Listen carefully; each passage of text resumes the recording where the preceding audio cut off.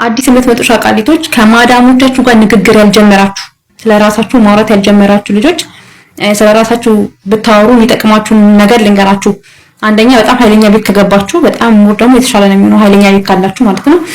ባለትዳር ነኝ ልጅ አለኝ ብትሉ በጣም ስፔሻሊ ደግሞ ልጅ አለኝ ብትሉ በጣም ለእናንተ የተሻለ ነው የሚሆነው። ልጅ አለኝ ማለታችሁ ጥቅሙ ዋይፋይ እንዳትከለከይ ብታዝኝ ቢከፋሽም ምን ቢልሽም በልጅሽ ማሳበብ ትችያለሽ። የሆነ ነገር በሆንሽ ቁጥር ምክንያት ብታጪ ልጄን አፍቆኝ ነው ማለት ትችያለሽ። ኮንትራትሽን ጨርሰሽ ሀገር ቤት ገባለሁ ብትይ ልጄን አይቼ እመጣለሁ ብለሽ ለልጅሽ ማሳበብ ትችያለሽ። ልጅ አለኝ ማለትሽ በጣም ጥቅም አለው። ብዙ ነገርሽን በልጅሽ ማመካኘት ትችያለሽ ማለት ነው። ባል አለኝ ደግሞ ካልሽ ምንድነው የምትፈራው? ባል አለኝ ካልሽ ባልሽ ነይ ባልሽ ሰዓት ተነስተሽ ምትሄጂ ከሄድሽም ደግሞ ወደ ሀገር ቤት እመለሳለሁ ብትያት አታምንሽም። ምክንያቱም ባሏ ይዛ ተባለ ስለምታስብ ማለት ነው።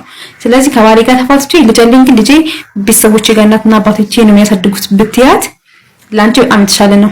ደሞዝ እንኳን ብታቆይብሽ አረ ልጄ እንደዚህ ነው ብለሽ በልጅሽ አማካኝተሽ ደሞዝሽ መቀበል ትችያለሽ። ብር እንኳን አንልክም ቢሉሽ እንደምንም በልጅሽ ሀሳብሽ መላክ ትችያለሽ ማለት ነው።